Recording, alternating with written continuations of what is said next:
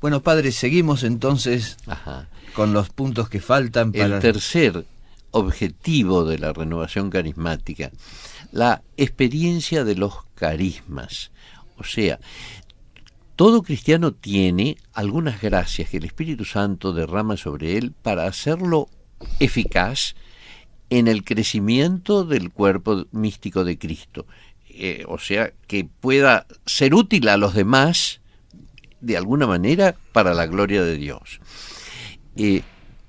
Cuando la renovación carismática comenzó en el año 1967 entre los católicos, así como había comenzado entre los protestantes en 1901, lo que primero causó extrañeza y fue dando motivo para que muchos hablaran, precisamente la explosión de un carisma particularmente llamativo y singular, que es el don de lenguas. Como ocurrió también precisamente en el día de Pentecostés.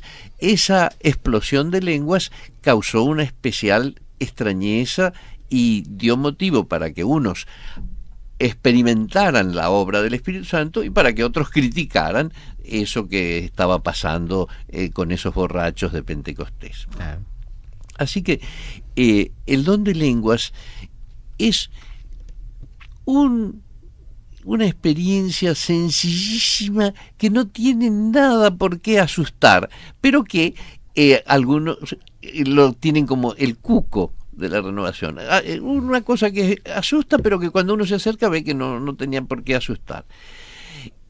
Como este tema encontré que era muy poco conocido en el ambiente católico, me sentí en la obligación de escribir una obra sobre el don de lenguas y publiqué 5 tomos sobre eso, desarrollando lo más minuciosamente que pude toda la doctrina bíblica y mística desde el punto de vista católico.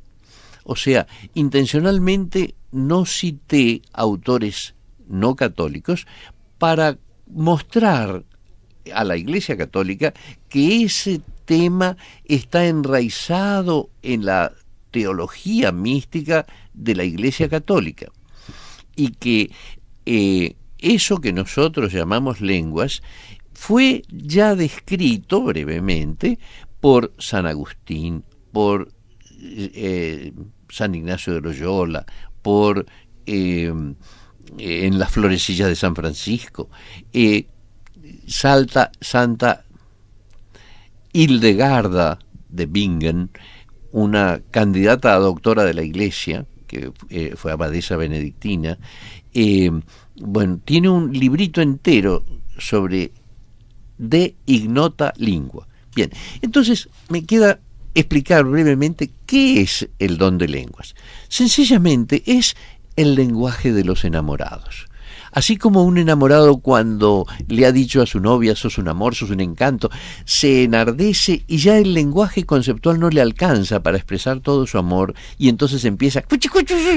Bien, lo mismo cuando un alma ferviente se empieza a expresar a Dios con fervor, no le alcanza el lenguaje conceptual y puede ser que entonces surja ese lenguaje de los gemidos inenarrables que describe San Pablo en Romanos 8, que el que escudriña los corazones, o sea Dios, sabe que es la intercesión del Espíritu en favor de los santos, porque esos gemidos que no tienen traducción son la acción del Espíritu Santo, que viene en ayuda de nuestro espíritu para hacernos orar como conviene.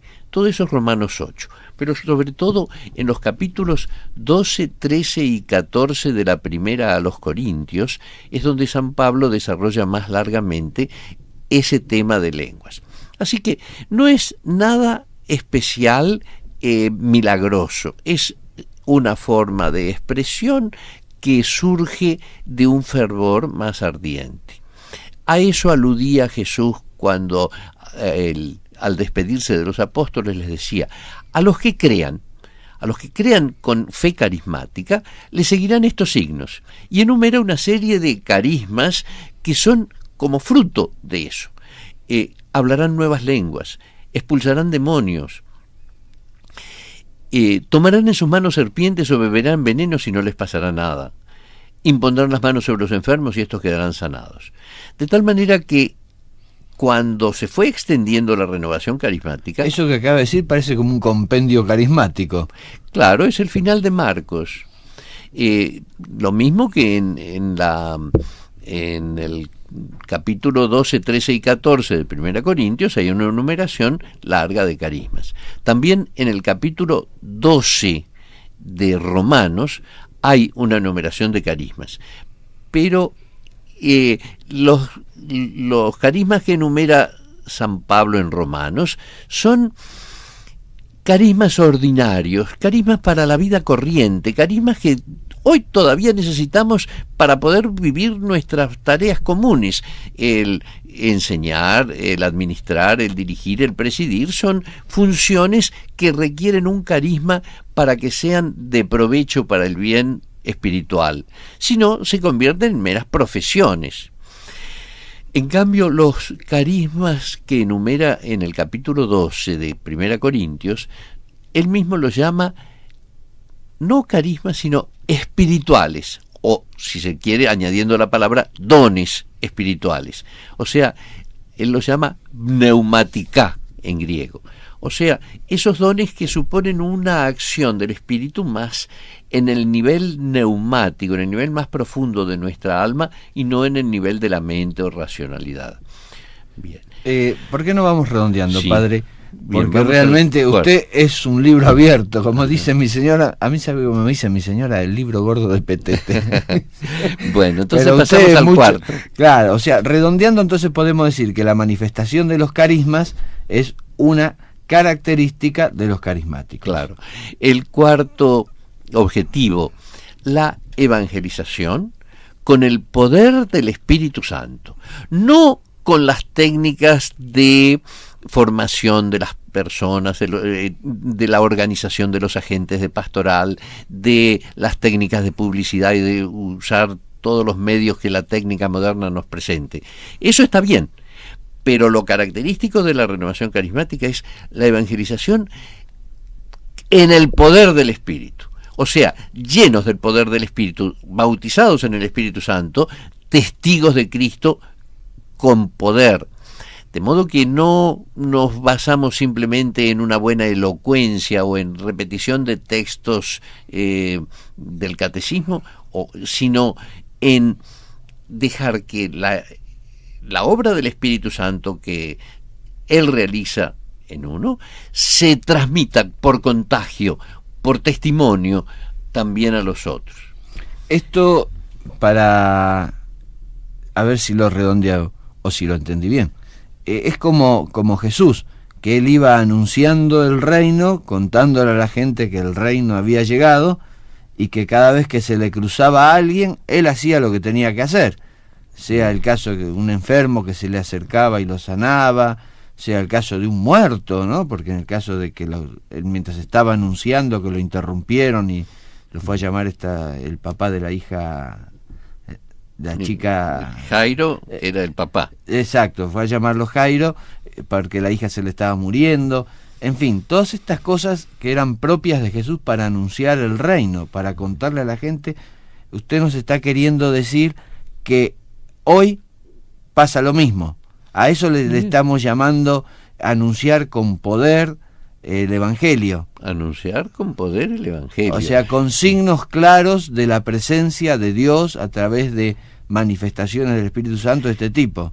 Bien, pero aunque no sean manifestaciones externas efusivas, que uno cuando testifica esté movido no por esperanzas humanas, por técnicas humanas, por todo lo que queda en el nivel de lo que podría ser una buena difusión, sino movido por el poder del Espíritu, que uno mismo esté lleno de la fuerza del Espíritu Santo para poder testificar.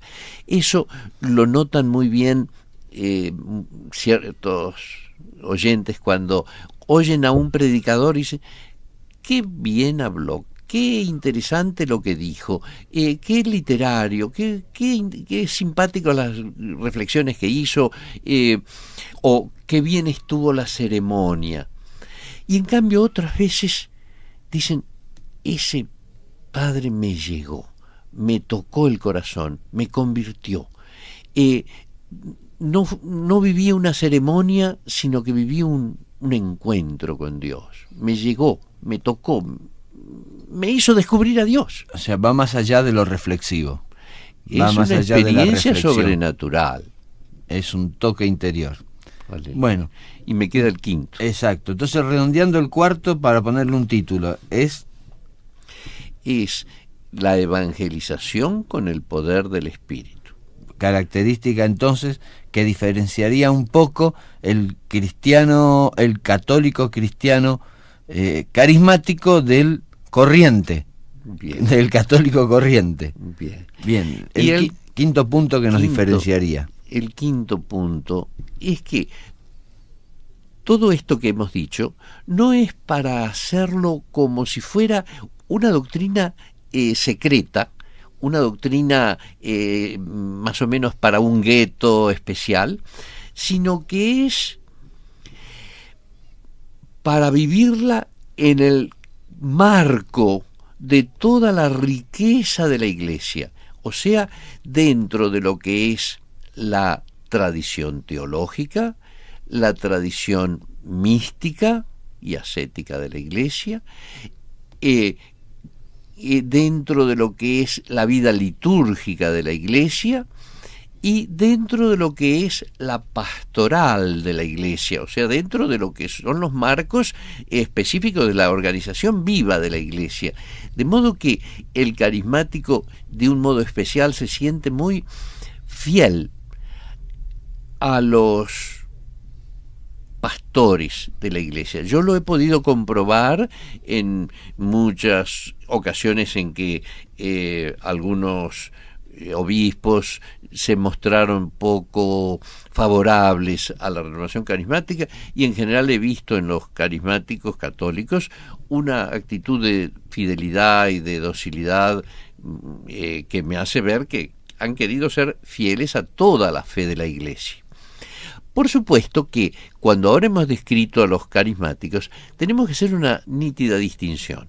Una cosa son los principiantes, que son los que se notan en las grandes asambleas donde hay una misa carismática o una predicación del padre Darío Betancourt, lo que sea. Entonces viene infinidad de gente de esa que viene en espera de ser curado de alguna enfermedad, o que vienen por un montón de rayaduras psicológicas. Entonces, todos esos, en estos momentos de gran efusividad, se exteriorizan mucho más y puede haber manifestaciones un poco estridentes y exageradas. Bien, en cambio, cuando asistimos a retiros con carismáticos crecidos, o sea que ya llevan años habiendo vivido experiencias de sanación interior y de camino de crecimiento espiritual, no pasan esas cosas. O sea, el grupo tiene una madurez y un equilibrio psicológico,